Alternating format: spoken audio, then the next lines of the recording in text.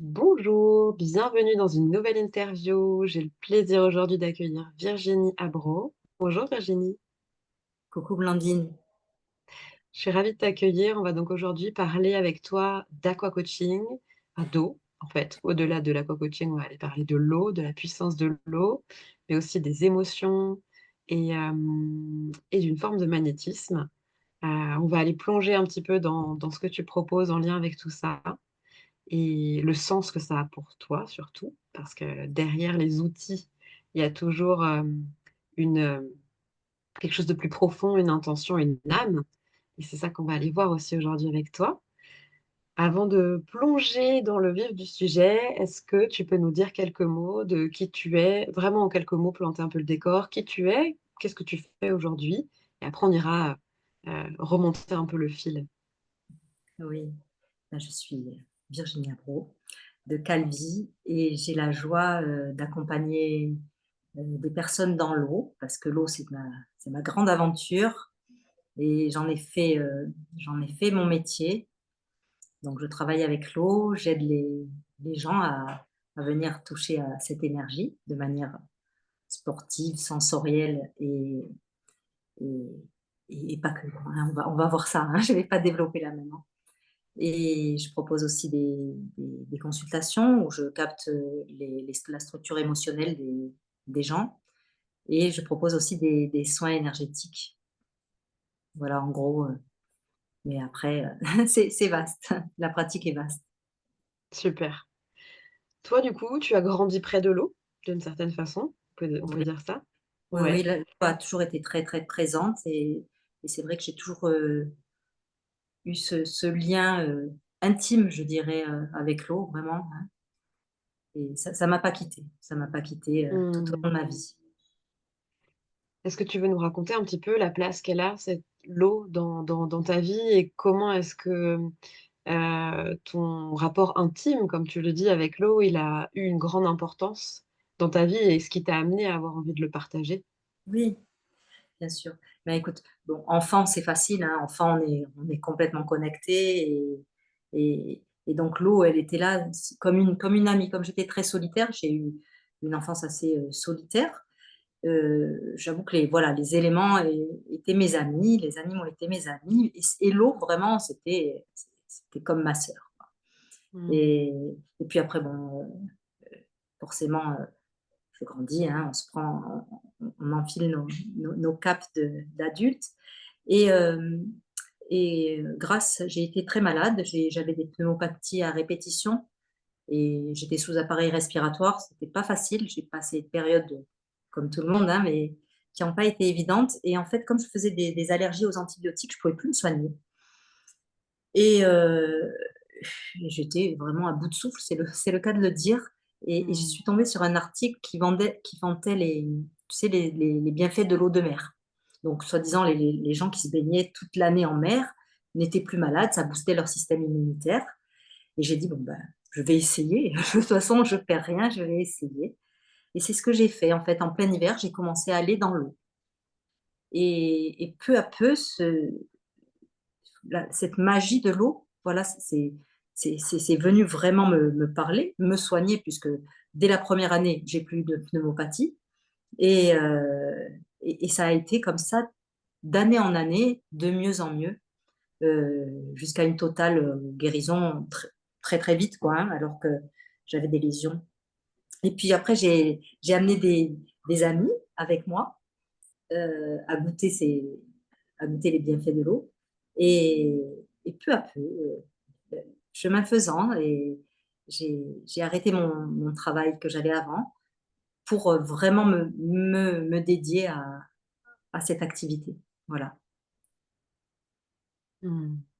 C'est vraiment une belle histoire, je trouve que souvent, enfin, il y a rien qui peut être plus puissant que quelque chose qu'on a traversé, qu'on a vécu et Oui, qu'ensuite on choisit de partager parce qu'on l'incarne tellement, cette, cette, oui, ce message, cette transmission, quoi. On l'incarne tellement et du coup, toi, tu proposes aujourd'hui donc, d'accompagner enfin, tu proposes différentes sortes d'activités avec l'eau tout au ouais, long de l'année, c'est ouais, ça? c'est ça.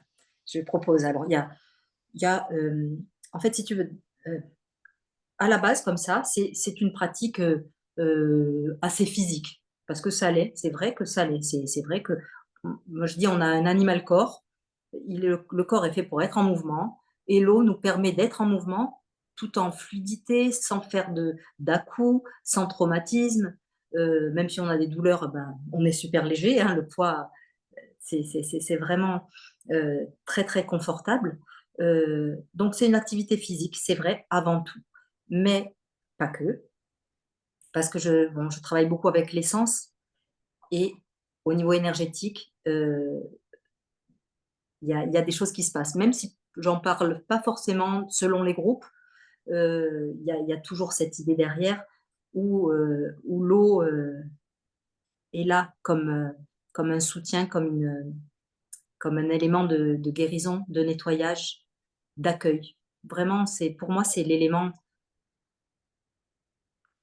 je dirais, un élément féminin, hein, dans sa douceur et sa puissance. Moi, je travaille beaucoup ça, c'est la douceur et la puissance, et l'eau est vraiment un vecteur de ça.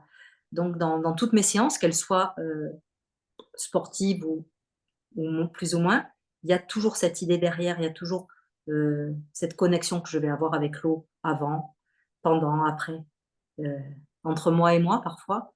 Et selon les personnes qui viennent, bien sûr, on va travailler ensemble aussi. Mais là, ça sera plus en individuel.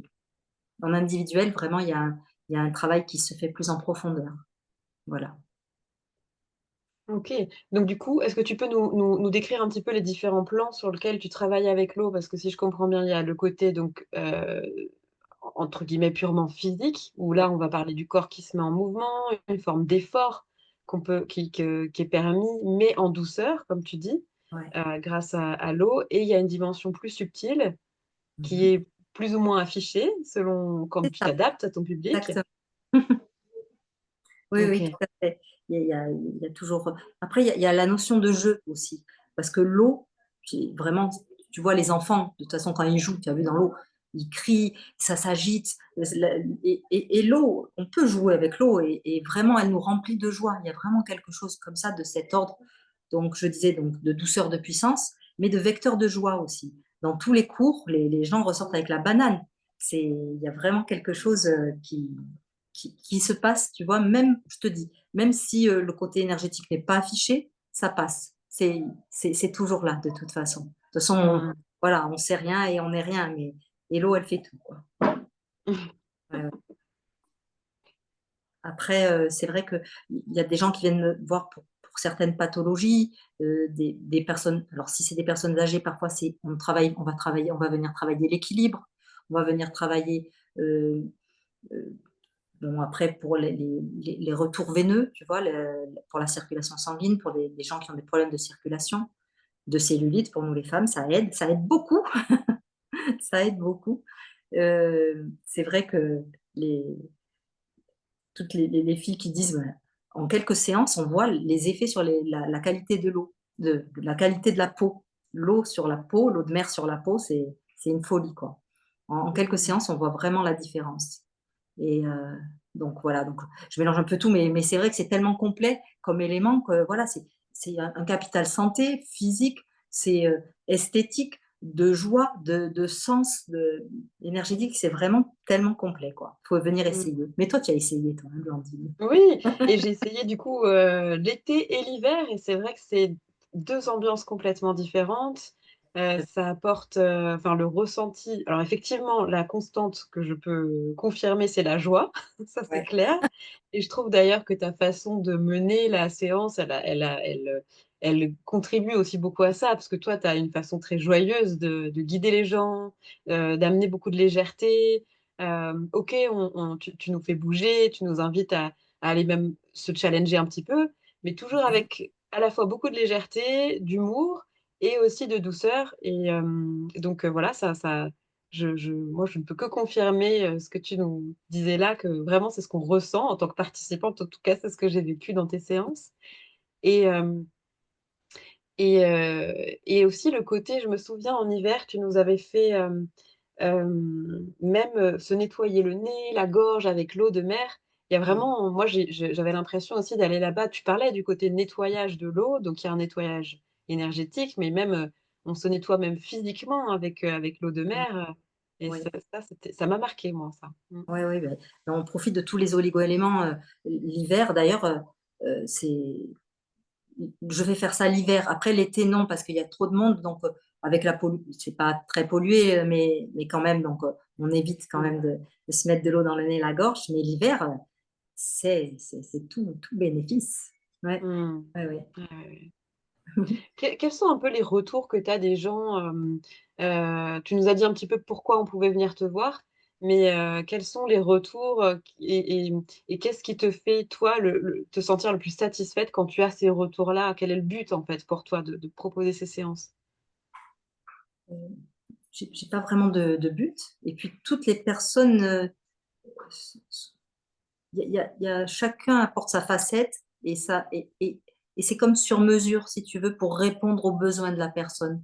Donc il y a des personnes qui sont pas à l'aise avec l'eau, qui ont peur de l'eau, heu et qui là, au fil des séances, s'épanouissent et justement, commencent à avoir du plaisir dans l'eau, à jouer dans l'eau et à avoir moins peur. L'été, je fais beaucoup de relaxation aussi dans l'eau où on se porte, il y a vraiment un contact de de se faire flotter, de se porter, de se bercer. Il y a, bon, il y a des pratiques comme ça, qui sont très, très douces et très, très profondes. Il y a vraiment des choses magnifiques qui se passent au niveau bon après on est un peu en état modifié de conscience, hein, dans des états de relaxation comme ça, mais ça on peut le faire que l'été. Donc je disais, des retours comme ça pour des gens qui ont peur de l'eau et qui peu à peu, voilà, qui reprennent confiance, le fait de ne plus avoir peur de l'eau et bien bizarrement, dans leur vie, ça va, ouvrir d'autres portes. Ils vont avoir moins peur, ils vont se lancer dans certaines choses. Ça va guérir des peut-être des relations un petit peu difficiles qu'ils avaient avec leur maman ou avec leurs enfants ou peu importe. Mais il y a toujours, quelque chose qui vient faire, boule de neige. Mmh. Ensuite après il y a des personnes qui viennent pour le côté uniquement, physique en complément de leur sport, des personnes très sportives qui viennent récupérer, parce que c'est super bon pour, la récupération active, pour les muscles, en complément du sport. Bon, pour la cellulite, je l'ai dit, après juste parce que ça leur fait du bien. Ça leur fait du bien et ça leur change. Ils disent ça leur change non seulement la journée, mais les semaines. Ça change les hivers. Les personnes qui ont fait tout l'hiver avec moi n'ont pas été malades, pas un moindre rhume et ça, et puis c'est des défis, tu vois? L'hiver, c'est des défis. Et je crois que les personnes sont encore plus contentes de venir l'hiver parce que, on se dit: «Bon, comment je vais rentrer dans une eau, comme ça à 12 degrés en janvier, février?» Mais bon, après on est couvert, tu sais, hein, tu as vu, on a des petits zips quand même. Moi qui suis la plus grande frileuse, je prends pas de risque au niveau du froid, mais non, non, ça se fait et puis après, oui, non, les bienfaits, c'est là, il y a rien qui me vient d'autre, mais je te dis chacun, ça va venir, il y a une petite note sur mesure pour chacun. Mmh. Et ce que tu dis là, ça me connecte effectivement les séances que j'ai faites avec toi l'hiver. Il y avait ce truc pour moi très fort, ce ressenti très fort d'être vivante. Mmh. Tu sais? De sentir, on sent notre corps, on sent le sang qui circule, on est dans de l'eau froide, mais on a chaud. C'est Ouais, hyper particulier et c'est très fort comme ressenti. C'est pas du tout des choses qu'on vit souvent finalement dans notre quotidien, et en ouais, plus, on est entouré de la beauté de la nature. Il y a la montagne, il y a le ouais, soleil, il y a les arbres, derrière la plage, il y a la citadelle. Et les rochers et tout ça, c'est vrai que ça contribue à amener aussi, mmh, je trouve, vraiment un fort ressenti. Pour moi, quand je dis être vivant, c'est aussi de se sentir faire partie d'eux. Tu vois? Il y a tout cet ouais, environnement-là. tout à Ça m'a fait. beaucoup marqué. C'est ça, c'est vraiment on prend la beauté, la puissance, la vie quoi et là, on sent la vie qui circule. C'est quelque chose de très fort. C'est vrai que moi, à chaque fois, je vais leur dire, tu as vu, hein, je fais toujours, regarde, en fermant les yeux, sentez la vie quoi, il y a rien à faire, tout se fait. La vie est là et on la sent vraiment d'une façon très puissante et Mmh. Et d'ailleurs, l'hiver, quoi, moi, je sais que je travaille beaucoup, j'en suis venue d'ailleurs là, avec tu sais, ce qu'on appelle la loi d'Hormèse. On est là dans nos atmosphères ronronnantes, où c'est vrai, où on fait plus grand-chose, on n'est plus du tout en mode survie. Je dis pas qu'il faut mettre en mode survie, attention, mais on est tout le temps avec une énergie que je sens un petit peu horizontale, tu sais, qui est un petit peu trop ronronnante. Je ne sais pas si je vais bien arriver à m'expliquer parce que c'est au niveau de la sensation, mais bon, voilà, on est couvert, on n'a pas froid, on n'a pas chaud, on a les télécommandes, on a les voitures, on a tout. Et j'adore mon confort, attention. Mais du coup, notre corps, et on s'endort un peu. Il y a beaucoup de déprime, tu vois? C'est tout comme ça, c'est tout ronronnant et horizontal. Et le fait de stimuler avec parce que là, le corps se met en mode survie, il dit: «Mais qu'est-ce qui se passe?» Ça verticalise et du coup, il y a plus de déprime, il y a plus rien. Tu vois? En fait, il faut le sentir ça, ça doit sûrement s'expliquer de manière, plus, plus scientifique, mais en tout cas, c'est vraiment un constat, incroyable, quoi. Ça Mais c'est verticalise, vrai. Mmh. ouais, Si je me rappelle bien l'explication de la loi de l'hormèse, c'est qu'en fait, en s'exposant en petite quantité à un stimulus qui vient, bah, challenger, qui vient activer un peu ce mode survie, comme tu dis, dans notre corps, ouais, mais du coup, on active toutes les fonctions physiologiques de notre corps. Ça c'est comme un gros déclencheur, ça remet tout en mouvement et du tout à coup, fait. bah, ouais, ça nous fait comme un boost de Mmh mh. vitalité. Enfin, c'est pas comme d'ailleurs, c'est ça, Ouais, ouais, ça nous c'est fait un ça et du coup, c'est pour ça aussi, boost immunitaire donc les gens sont plus malades, quoi. C'est comme, moi je sais pas si tu connais Wim Hof, tu sais ce fou là qui se met dans l'eau glacée? ah oui, oui, oui, un barbu là, non? Enfin, C'est ça un barbu, ouais. Wim Hof et bah, c'est ça, lui, vraiment, c'est l'exemple même. On lui avait inoculé il avait fait des expériences en milieu dans un hôpital, on lui avait inoculé des, mmh, des maladies sous surveillance, mais des gros virus, hein. Et ben, le virus passait et ça durait 2 minutes, 5 minutes et alors que sur des maladies que normalement tu es à terre pendant 15 jours, tu vois? Et ouais, il y a vraiment des réels effets. Mmh. C'est top. Magnifique. Tu parlais juste avant là de des personnes qui pouvaient avoir peur de l'eau, Mmh mh. et ça m'amène à, c'est une chouette transition vers un autre aspect de ta façon d'accompagner en lien avec les émotions. Toi, tu as du coup un rapport aux émotions, une faculté de capter les émotions, bah, qui fait partie de toi, que tu as toujours eu, qui est un peu particulière et tu dis que, j'ai été regarder un petit peu comment tu en parles de ça sur ton site. Sur ton site, tu dis que c'est quelque chose qui t'accompagne depuis l'enfance, qui a pas toujours été facile à vivre pour toi et qui, à travers un parcours, voilà, sur lequel tu as eu des épreuves, et cetera, finalement, il y a un moment dans ta vie où tu as choisi de pouvoir vraiment assumer ça et le mettre dans la lumière, finalement, en faire quelque chose. Est-ce que tu veux nous raconter un petit peu, pas for enfin, ce que tu veux à propos de ce parcours-là, mais surtout comment toi tu perçois les émotions Oui. et quelle est ta vision, par rapport à ça, par rapport à ces émotions? Je On a tous, des voilà, un vécu, émotionnel, mais on a appris à catégoriser. Heu, il y a les bonnes émotions et les mauvaises. Alors là, les mauvaises, on les diabolise, on ne veut pas en entendre parler. Donc les mauvaises, hein, la tristesse, la peur, la colère. Donc ça, on pleure, ne pleure pas, en colère, oh là là, va des rétros, tu es en colère, tu as peur, mais non, n'aie pas peur. On est un être humain, on est une antenne électromagnétique, les émotions doivent passer.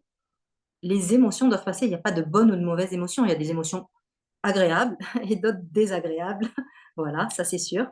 Mais en fait, c'est comme une cocotte minute, si tu veux. Si tu mets un couvercle sur une émotion, quelle qu'elle soit, mais ça va péter à la gueule, mais un jour ou l'autre, quoi. De toute façon, bon, moi, c'est mon, voilà, c'est mon métier, donc j'en vois tout le temps. À commencer par moi, hein, parce que bien sûr, c'est tout un, c'est pas facile hein, de s'accompagner justement dans cet accueil des émotions. Mais donc l'émotion, si tu veux, elle va vouloir passer par toi. Donc toi, tu as une antenne électromagnétique, donc la terre, le ciel. L'émotion, elle veut juste passer, elle veut faire son job d'émotion, c'est tout, elle veut passer.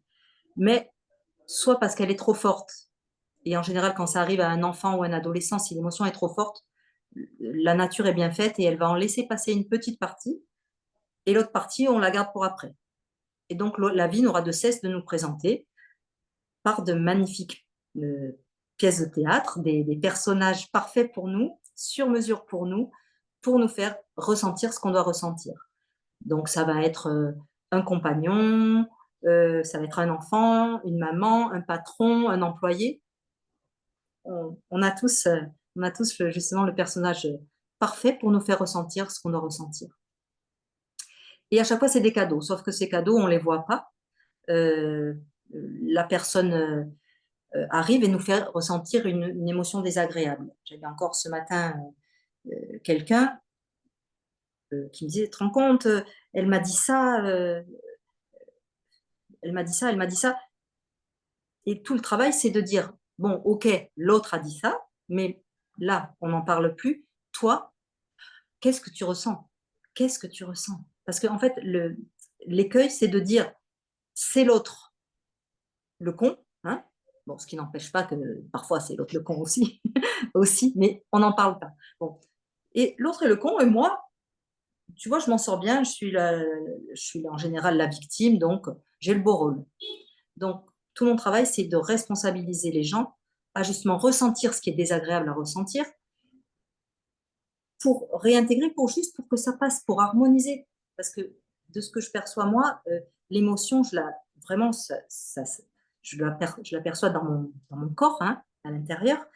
Euh, Soit ça va être dans le ventre, dans le plexus, dans la poitrine, la gorge, la tête, quoi, peu importe. Et une fois que la personne a accueilli que c'est passé, c'est libéré. Tu vois, il y a quelque chose qui s'harmonise. Alors bien sûr, il y en aura d'autres, mais au moins faire ce travail-là, parce que c'est pas possible. Après, tout est coincé à l'intérieur, ça se cristallise, et après, il y a beaucoup de maladies, oui, il y a beaucoup de maladies, parce que après, ça grossit, et, et oui, le corps parle, hein, il faut, tu vois, c'est, je sais pas ce que je peux rajouter de plus, mais parce que il faudrait des exemples concrets que je n'ai pas là, d'un coup. Mais en gros, voilà, c'est ça. Mmh. Ça te convient comme réponse? Ah oui, oui, tout à fait. Et du coup, comment ça se passe quand on vient en consultation avec toi? Est-ce que tu peux nous parler un peu de ta façon d'accompagner ça? Oui. Alors, en Pourquoi consultation, oui. peut-être aussi nous dire pourquoi les gens viennent te voir? Comment on sent en fait, comment on sent qu'on se dit enfin, comment on peut se dire, «Bah, là, je crois que j'aurais besoin d'un accompagnement avec Virginie parce qu'il y a un truc qui va pas»? En général, voilà, hein, on n'est pas bien dans notre ville, il y a un mal-être quelque part. Euh, il y a des boucles qui se font, on vit toujours la même chose, on s'en sort pas. Euh, et il y a quelque chose qui reste coincé. Le matin, on a une boule dans le ventre, alors qu'on essaye de chasser. On fait du sport, on s'active, on boit un café, on regarde les écrans, mais la boule, elle est là, hein. La boule, elle est là, et puis bon, c'est pas d'aller vers l'extérieur qui va, qui va qui va l'enlever.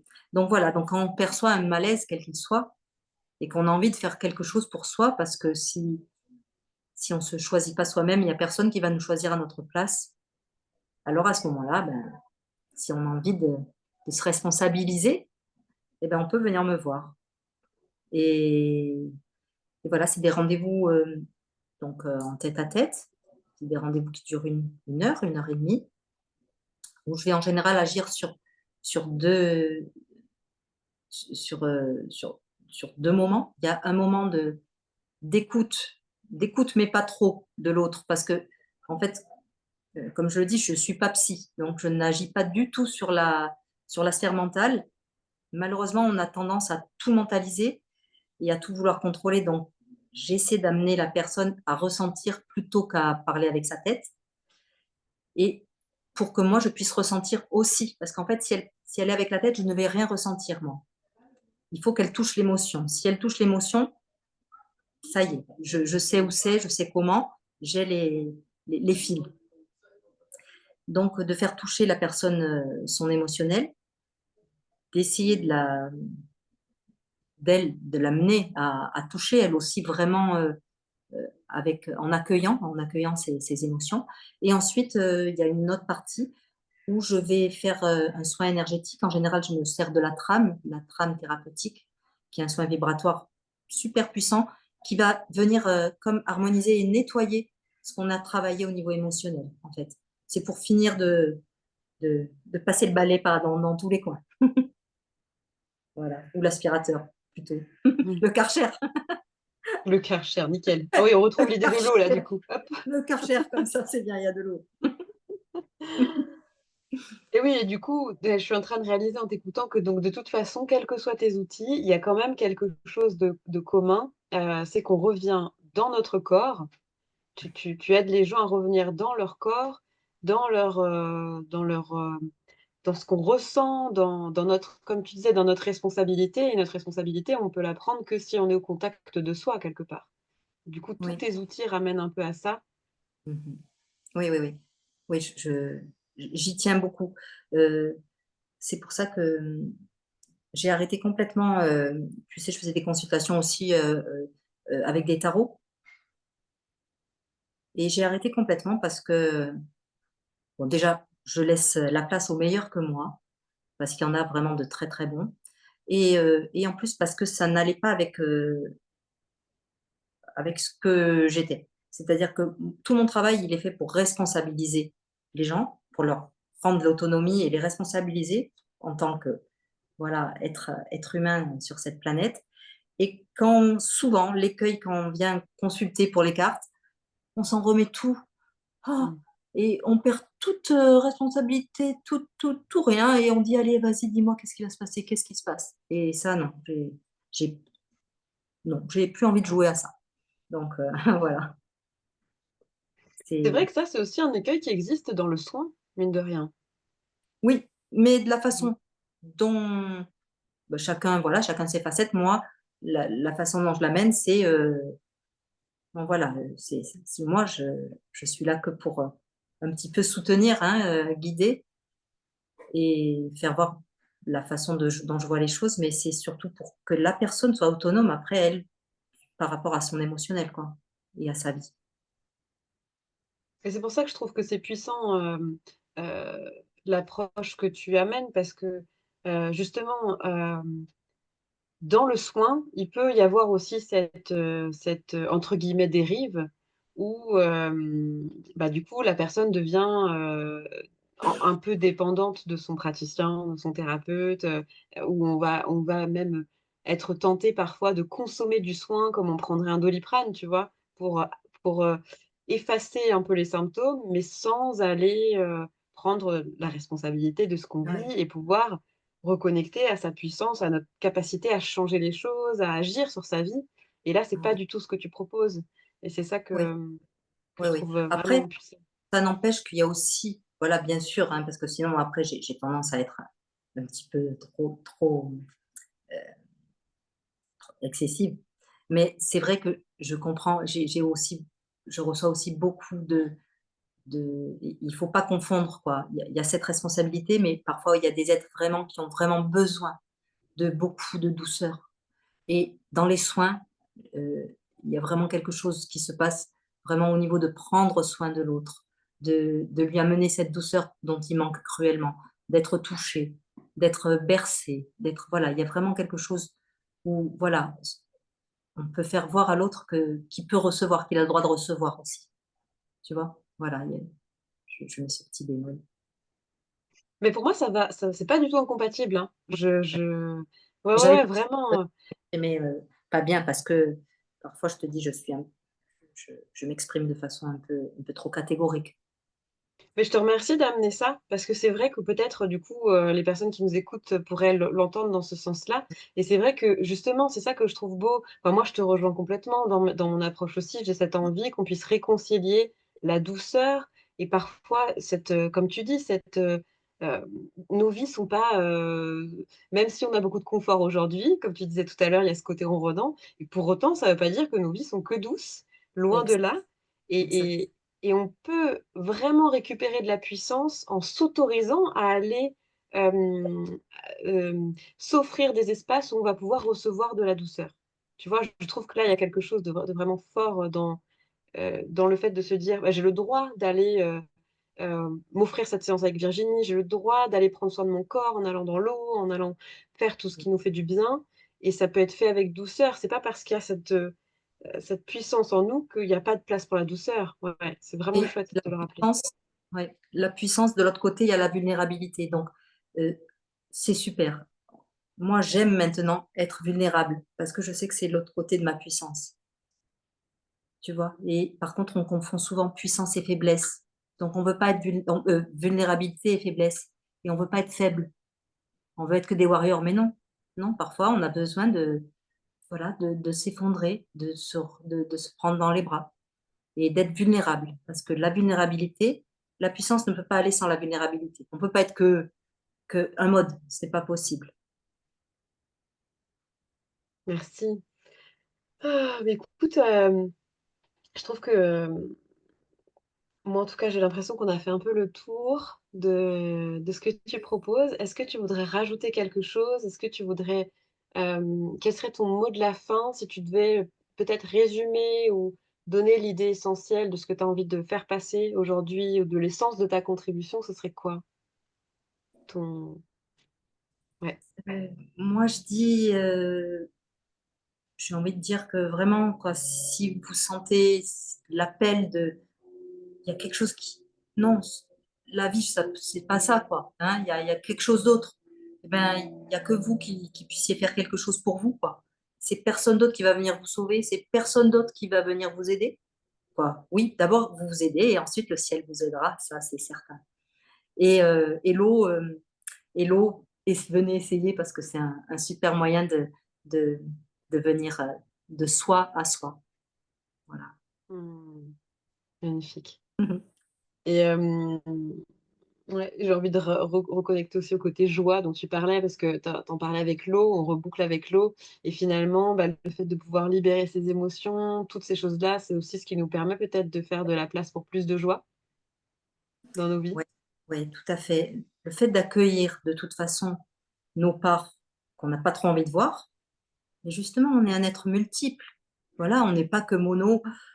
Non, si on cherche absolument à être que joyeux, ça va pas marcher. Mais en accueillant nos parts «sombres» entre guillemets, hein, qui sont sombres, mais qui sont belles, et bien justement, on laisse la place pour la joie de pouvoir jaillir, justement. Mmh. Elle est d'autant plus belle. Merci Virginie, merci Ouais. beaucoup. Si Merci vous voulez, Blandine. avec plaisir, si vous voulez donc essayer ces différentes manières d'aller, reconnecter avec la joie, de se sentir vivant, en pleine santé, Mmh. vous pouvez retrouver Virginie. Donc, les liens vers, bah, ton site, ce que tu proposes seront en dessous de la vidéo et moi, je vous retrouve bientôt dans une prochaine interview. Merci Virginie. Merci Bye Blandine. bye.